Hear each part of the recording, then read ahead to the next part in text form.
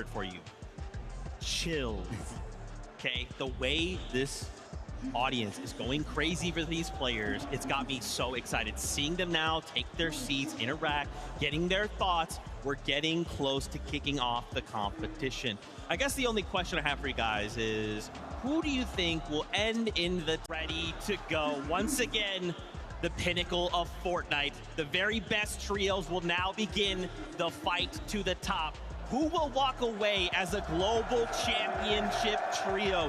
Who will take hold of the Axe of Champions 3.0? And who will take home that unbelievable trophy? The competition starts right here, right now.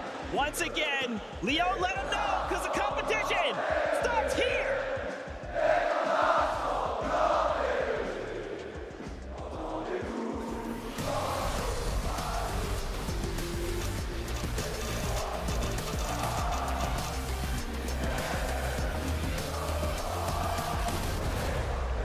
The time has come. The Fortnite Global Championship Taco all year long. 33 teams from around the world have been battling from major to major to major just to get the opportunity here. If it's not for the money, if it's not for the fame, it's to call yourself the best in the world.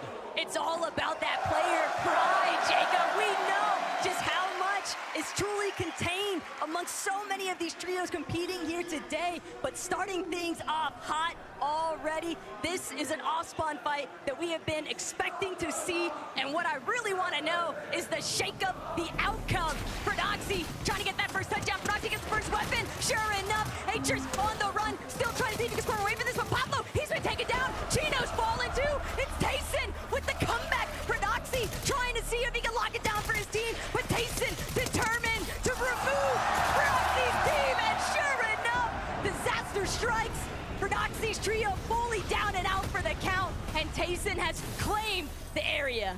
Already one of our contested fights, 1-0. And do you see this already? They're already not landing at Dystopia City. Everybody was talking about it. They heard the rumors. I kept my ears to the streets all week long to figure out what their game plan was. And scrims leading up to this weren't necessarily netting the best results. And now you see them already over towards Foxy Floodgates. And what this does not only affect Visuals, Braids, and Minish. This also affects Agers, Acorn, and Pollo. This is the team. They typically trade off Surge into the distance. Now they're already disrupting the game plan. Not the only ones. Veno, Flixie, Vico, they've got Grise in their sights, completely tackling all opposition here at Canyon Crossing. Grise doing what he can to try and stay alive, but entirely too many players to overcome. Veno breaks right through, and that's going to be the first knock. Another elimination tallied up here for Vico, Veno, and Flixie. Coyota, the sole survivor of this exchange. And Coyota has pulled out a ton of tricks throughout his career, both online and in global events just like this. But early on in game number one, he's already being forced to play out some of those tricks. He has to disengage, stay alive a little bit longer, and try to have a chance back. But you hear the crowd in the background, Swizzy, Queasy, and Murstache, uncontested at the Hive. And some are looking at this, could be one of the best POIs. You get the experience for your OXR rank, the medallion, the mythic weapons, a lot of extra heals at the POI itself, and then the elevation. Kelly and Mini Miner were breaking it down so that way they can start to build that base early and accumulate the Storm Surge, so that way later on in the game they could easily start to rotate around. And most importantly of all, they're uncontested here at Hive. Whether that stays true throughout the course of this weekend, well, that'll be determined by how things develop, but other teams still caught up in a little bit of battle processing at the start of this match. Dystopia City heating up. Epic Whale, Paper, Victor V, they made it very clear they had zero intentions of ever leaving this POI. So Tete, Raito, Razzle, they're gonna have to force some sort of a conclusion to this exchange before the third parties start to trickle in. Yeah, and it's not just Cold and his trio that are over on this side of the map that they have to watch out for. You see a team at the bottom of your mini map. They can easily try to rotate towards the north, disrupt what's going on, so that's going to be one of the key aspects to a fight like this, but you're already seeing a flank going round from Peterbot, Cold, and Ritual. They're ready to take advantage no matter what happens here, no matter who comes out on top. It's going to be them, but Tay takes a big shot. Epic Whale, the 6-time FNCS champion, dealing a massive amount of damage. Tay down to his last little bits of HP though. Epic Well, he's gonna have to take a moment to also get some relief. Paper, nice supportive fire, and that's a big elimination cleanup onto Tay. But now, Cold, Ritual, they're starting to close in. They're interested in everything that Reito has to offer, and that's gonna be the first knock here for Cold. An immediate elimination, but they've already signaled to Epic Whale, Faber, and Victor V that they've got company. Shields are cracked. Peterbot's not letting anybody escape his sights. Peterbot's aim is just notoriously strong, and he is chasing them full on key with those crash pads. He might be able to make it before they can pull up the double revive. He's challenging the wall. Victor V trying to do what he can to defend. Victor V goes in back to him. Peterbot's shut down. Ritual. They don't need this. They don't want this. They're looking to see if they can still clean up the exchange, but without Peterbot, they're going to be forced to temporarily retreat. This is almost exactly how it was playing in some of those practice games. But this time, Paper, Epic Whale, and Victor V, they're being the aggressors in some of these situations. They try to disengage. Epic Whale goes down, but Victor V does it again. He was a huge part of them even making it to the global stage, clutch after clutch when his team went down through 4 different drop spots. But now the foot has been turned. Cold and Ritual now need to start to think in and outside of the box. How do we get our IGL back? This is exactly what Victor V did, from the revive to in the box, shutting down Peterbot early. Just so greedy there by Pete. Victor V doing exactly what he needs to, showcasing what kind of a fragger he is. But Atris, Tayson, in a spot of trouble here. A couple of splashes, gonna ensure that Chicho is still good to go. But Chicho, he needs an opportunity here for his team to provide a little bit more backup. FKS tries to even apply pressure from a separate angle. Odd Hero also looking to see if they can get some good aggressive fire through, but things are just picking up at Rangers Ruin, and Tayson gonna be able to pull things out to a little bit of a standstill now. Chicho, Atris, Tayson, they might not actually have to force this battle. Yeah, it seems like they're overall just kind of prioritizing trying to get as much surge as possible. You see their material count relatively low in comparison to after winning that spawn fight. You'd think they'd try to get as much resources as possible, but they know when it comes to Storm Surge, it's essentially currency. It essentially allows you to freely rotate around the map versus other teams that might have to slowly rotate, sit in their surge bases a little bit longer, and figure out what they're going to do. But you see, they figured it out quick for Cold and Ritual. They already get the reboot back on up, and they're ready to play this one out because they're making way on over to Floxy already. Still a really big wake-up call, though, for this trio. They have got to be careful. We know just how capable they are at finding those eliminations, and they're not the only ones. Pollo chasing down Razzle, Agers and Acorn right behind them. These guys just staying so tight-knit and rolling through this map. They're barely looted up at this point too, Jacob. It just looks like Surge is all theirs to control. Yeah, and you can kind of see the crash pads, no audio. Razzle didn't even hear or see it coming. And you see there's no knock, straight elimination. So that team, that was the 3rd one from Dystopia City, is down and out.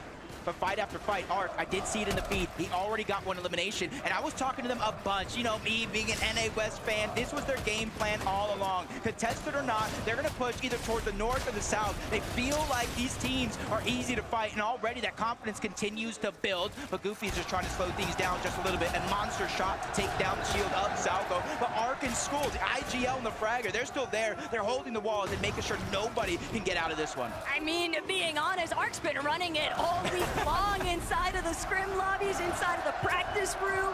He is more than content to take up a box fight with anybody, and especially if he's got his teammates right next to him. You can see the confidence from the NA West boys, but Oshi still doing their best to hold their own despite being down a player. It doesn't seem to be deterring them. They know they can't really leave this area because they're likely to be third party. They've got to just find a way to delay and hope that they have that little bit of a saving grace from another team entering the exchange. Uh-oh, I see somebody rotating relatively close. They said, hey, where's our invitation? We want to join this party. We want to figure out how we need to approach this situation, and they're lurking all the way underneath. So it's gonna be Salco, School, and Arc, the ones that need to watch out just a little bit. Vortex and Goofy, they're just trying to hold their ground. as much as possible. But this is the thing, against a team like Arc School and Salco, when you try to hold your ground like this, that's for them a sign of weakness. They're going to continue to put that pressure down. If you look at their material as well, they don't need to disengage out of this fight. They can wait as long as they want, because in essence, they're just denying you time, they're denying you opportunity, and denying the chance to get that reboot back. But it might not be as prime as what it initially appeared, not with Queasy hovering in the distance. You can see they got a little bit of elevation to work with too. They're bound to take notice of what's going down. Elsewhere across the map though, south of Hive, King, PA's in, Phaser getting fraggy up against Scarpa and Way. And that's gonna be an easy cleanup there for King's team. Feeling really good about that aggressive start. Now over towards Supernova, and already early on, Taco, you can kind of see where the zone is favoring a little bit towards the north, massively towards the west. So even though Clix, Higgs, and Yamzo haven't had to rotate just yet, they can focus on trying to get as much Storm Surge as possible. They've run into trouble. There's a speed bump in their plan. That's Reet, Cooper, and Curly. And he was very vocal, Reet was. He said, hey, we understand what's going on around the lobby. We just got to make some things happen. They have 2 early eliminations. That comes with Storm Surge itself, and they're continuing to rotate through so many other teams' loop paths and pathways. There's also just so much confidence behind Ree, and just teaming with a player that has so much faith in themselves. It's bound to just have that trickle-down effect to his teammates. Not to say that Cooper and Curly aren't clearly thinking of themselves in the same way, but it is a huge positive. But every single time this weekend, Jacob, that we see the Gentleman's Malibuka, Ping, loading across the screen here, just waiting to find their reposition opportunity. That sole elimination on Malibuka right now, but tailing just behind Yapko, Panzer, and Seti. This could be disastrous if they don't realize what's coming up behind them. Yeah, there's no audio visuals that far away, so they're just going to try to get some easy surge. You see the launch pads coming out. That's a huge signal. Seti and Panzer have to kind of second guess if they want to go for it, because Yapko's just getting beam targeted out of the sky. Just one shot left is all they need, but he possibly leaves that render distance and figures out a way to survive. Heads up to Seti and the Panzer. They're not only building that to try to fire back on him, but that coincidentally enough shielded their teammate Yapko for him to survive. They fully protected their trio mate. That's just excellent team play, but pulling back, Baka, Pars, Pump, a little bit tangled up right now north of Supernova Academy. Saad, Snowy, and Ryu, though, arguably in a slightly worse position, but the intention is clear. These two teams very likely to clash here, Jacob.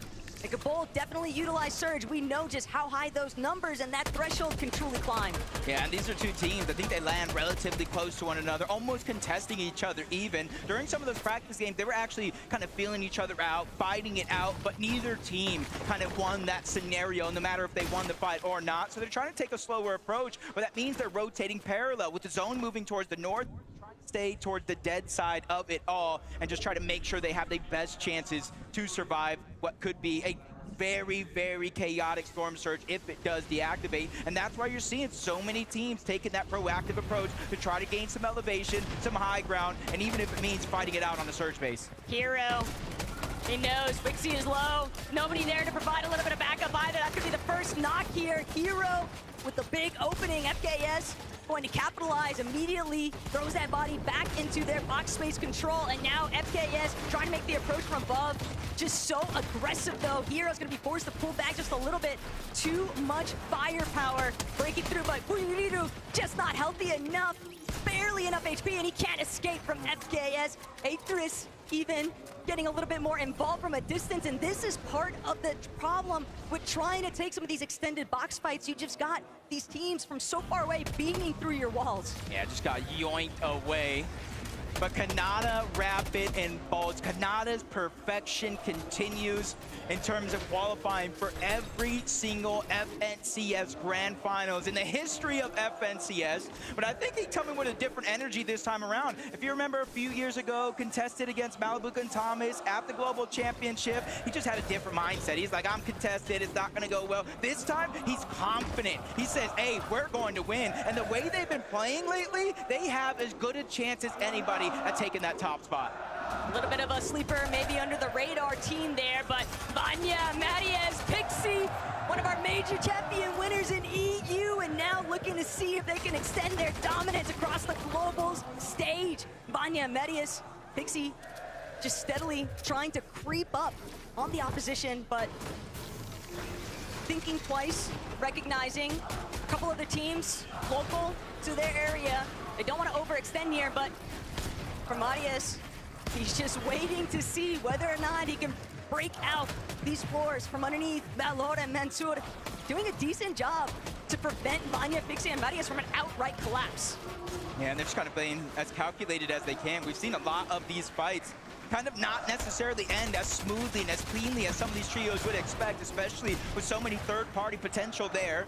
You know, we saw Atris just kind of yoink that elimination away early on in this game, and now Vanya just trying to target it after. He feels like he has him soloed out, dropped him down a few layers, but he's able to catch himself and not let this pressure get to him too much. But they're in the zone, Taco, and that kind of depletes any opportunity from heal off later on in the game the longer and longer you stay in this situation. But even if they win this here, they have to be careful. One team in front of them out of zone. You saw Chap, you saw Reason, Mr. Savage. They're towards the north of them, so this is not going to be as dead side or rotate as they think it will. But the main thing that I'm noticing, Jacob, is that Vanya, Marius, they're not carrying any white heals. So unless Pixie actually has some to work with, yeah, these guys are going to just have to get out of this position. They can't afford to keep tanking these early storm ticks. It's just not worth it. But on their way out, Valor and Mansour definitely not going to make it easy. Cold, Ritual, Peterbot, they might have just found Flixie and Venno with Vico, but for right now, Rangers Ruin, what seems like it might have been heating up, these guys are actually looking to kind of slow it down. Yeah, and for, you know, Ritual and his trio, they just kind of have scraps. They got sticks and stones. And look at this on the other side. Multiple minis, big pots, full health, almost max mats. And even though they don't necessarily have that information on one another, that is a great decision for them to kind of go their separate ways. Because I would almost give that one up to Venno and his trio if that did fight it out. Continuing looking around Cammy, how the eye drop all the way from the Shining Span Bridge. And honestly, even though they're on different teams, Seti, Cammy, I don't know if it would have been the same global championship without him, but Storm Surge finally showing its face. 602 damage above the threshold. As much as I want to feel confident, we know that can change in the blink of an eye. Oh, easily, but Acorn and Agers, they might just be the ones to actually intervene here. They seemingly have favorable positioning, but Cammy, a little bit of pressure applied with the approach now. Malibuka, Ping, and Wox just trying to be wary. There is so much company in that area. It's very easy. Just one window edit for too long, you could easily be domed and taken down. Uh-oh, 321 damage below the threshold. This is a two-time NA West champions. In Major 1, they won 6 out of 12 games, just dominating the region. But contested off spawn, it tends to do things to you, especially when the team is running away. But they're still hot on the hills. These are still the two teams rotating parallel to one another. But Baka, Pars, and Pump, they've now ran out of options. Their hand is being forced, and they have to go in because Storm Surge will activate, and every 7 seconds they will take 25 damage. But the worst part still, Saad not actually in the same position. His team relatively healthy for their surge, at least for right now, Jacob. Bars, Baka, Pump, they're going to take a moment to pause, but now with these storm ticks starting to break away at their shields, they're going to be forced to fight it. Baka already out of this battle. Pars shortly after, but now Saad, Snowy, Ryu, this is a huge come up. These guys just got a little loot bomber package delivered straight to their front door. And I forgot to mention, if Storm Surge takes you down, you don't get knocked. You get straight eliminated back to the lobby, but I did see it in the feed. A couple of these guys kind of putting it all in the test as Cooper lands a great shot on the Valor. You see him dropping him down, trying to finish the fight. 1v3 situation, and he is just hitting haymaker after haymaker as he gets another knock in this situation. 319 above, Cooper with the 1v3. That couldn't have been a better time to clutch things up, but Cooper's still gonna have to essentially play his life here. There are too many players that are going to prevent him from finding that breath of relief.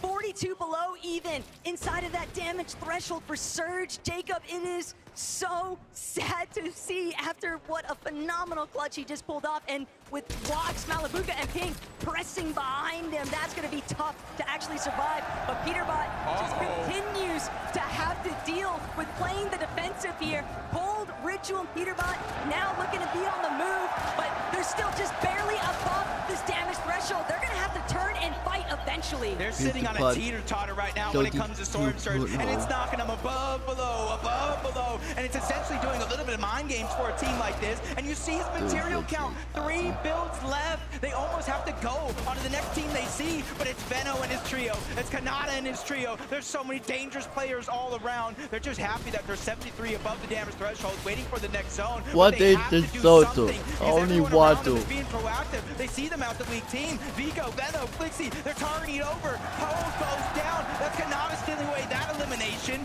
Veno's gonna clean that one up, so points go to Kanata's team. Loot goes to Veno's. EU on one side, Middle East on the other, and Ritual, the last man standing, but not for much longer, fully eliminated. That is a huge blow here in game one, but Vico, Veno, Flixie, now they might have drawn the attention of the lobby. They're gonna take a moment to pause, replenish their shield. Halad and Hero still doing what they can, but they're lingering just outside. They're gonna have to still try and push past Tayson's trio, and that's gonna be hard to tunnel through because Jacob, with the way that the zone is pulling over resistance, so much water, so much exposure, teams are just burning through materials. Yeah, this one's going to get messy. There's one lone team. I think they're a duo on the other side of that island already. They don't have to worry about anything. Meanwhile, they have to make decisions here on this side of the zone. Do you stack up the beach coast as long as possible with different players, or do you try to make that daring play, try to get towards the center? Because who knows, if the zone goes south, that'll be a play that works out for you, but if it pulls north, if it pulls towards the east, that's when they're going to have some troubles. Take a look at what's happening on height, though. Queasy, Merstache, and Swizzy. Can you think of anything different to ever take place in an endgame lobby, Jacob, than seeing Queasy immediately try to challenge and take height for himself? You can already tell the Gentlemates are going absolutely ballistic right now. Swizzy and Merstache just following through Queasy's commands here out of their IGL, but they've got the entire lobby in their sights. It's all about maintaining their positional control. Oh, they actually found themselves 66 below, but you can see immediately with that minigun and some pre-edits, they're able to kind of take him down, grab that elimination. Loot and Storm Surge all being accumulated in a blink of an eye, kind of leaving Pixie and Marius by themselves. The good thing, though, is they're 568 damage above the threshold.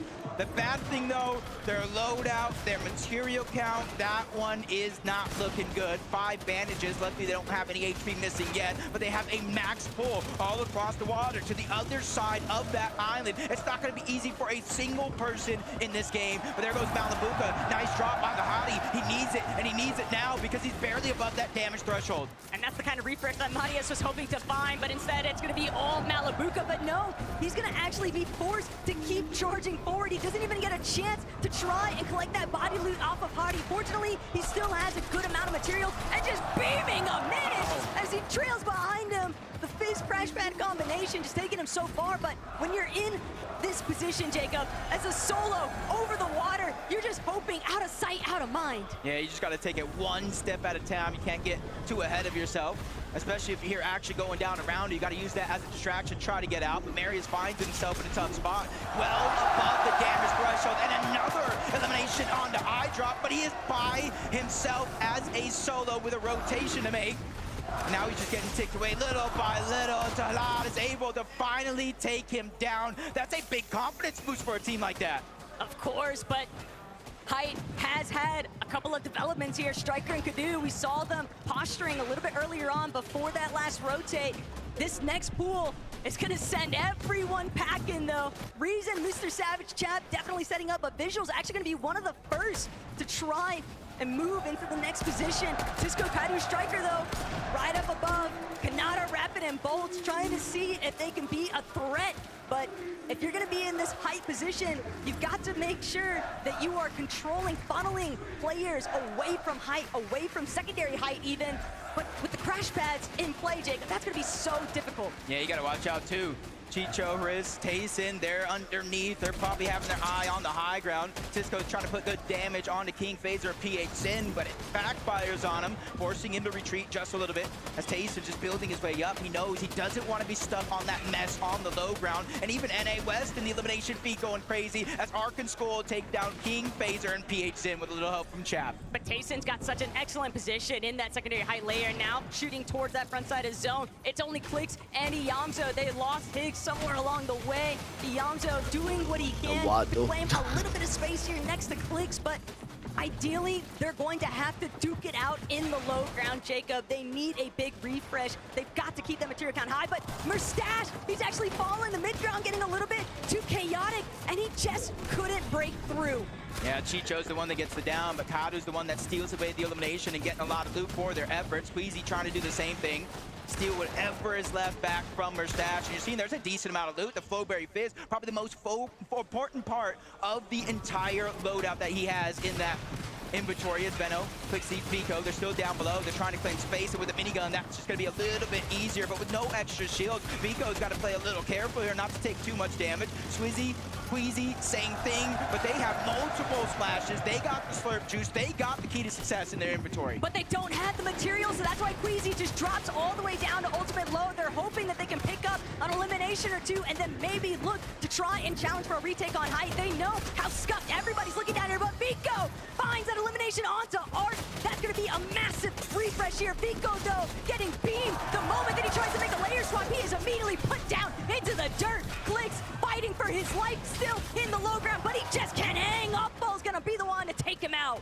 Yeah, even though Clicks went down, the damage has been felt for that team that he just took out two different players in a tough situation. That's Tayson, Chicho, they're trying to look up, but that minigun is just causing so many distractions. They have to focus on getting to the front side of the zone, but they're being persistent. Down goes high ground. This is their chance. They're looking up. Striker gets cracked. He gets knocked all together. Disco's taking damage. He's gonna fall as well. Chicho is absolutely insane. As him and Tayson, they go from the on-spawn battle against Brodoxy to high ground in the end game. But they're still gonna need materials. Chicho has 0 build left to his name. All of his material count dropped to Tayson. Swizzy still holding his own as well. Deep inside of these ultimate low ground layers, he's looking to try and maybe cut off bolts in the process, but Kanata, Rapid, can the double revive actually be a success? And sure enough, it's a fully intact trio versus the sea of duos. Friesen finds a big elimination onto Swizzy though, and Chap going to immediately drop back. Tayson still on the high ground.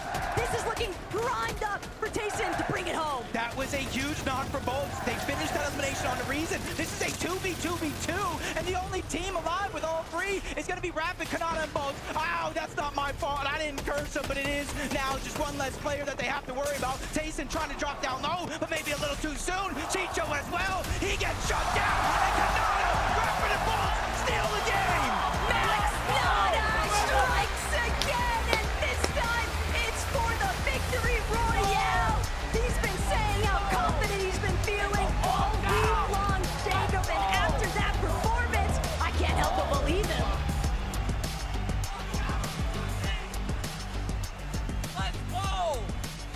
Let's go, Kanada! You were telling Benji how confident you were going into this competition. You were telling me in the player lounge yesterday you felt like this was your year. Now you have the first victory royale, but you made it look simple. I mean, to be honest, Rapid IGL like a goat right now. I'm just following. I'm the minigun in the whole lobby, and we just winning the game for free. Winning the game for free. I don't think the other trio is going to let you have an easy ride in future. For you, Bolts, what was it like being caught in the chaos? The three of you going into the end game. Yeah, I mean, Rapid was just full tarping. I'm literally just looking with shotgun out on my wall. Everything was a max. Guy on my double edit, 120 on height, Nada goes up from the back, dead on both. Literally a go. First game, first victory royale. That was the plan? Yeah. First of many. First of many what? Wins. Victory royales. 4. Ah, il mise sur 4 victoires. Messieurs, dames, du bruit pour le trio de Canada, Rapid and Bolts. I'm enjoying this, a confident prediction of 4 from your IGL, but Kanada, I think you're expecting more wins. Oh, we got at least 3 more wins in a bag. I already said backstage I'm doing at least 4 wins in this entire tournament for free. All right then, well guys, I'll let you get ready for the second lobby of the day. Leon, let them hear you! Bolts, Kanada, and of course, Rapid. Let's head to the break. We'll be back soon with more Fortnite.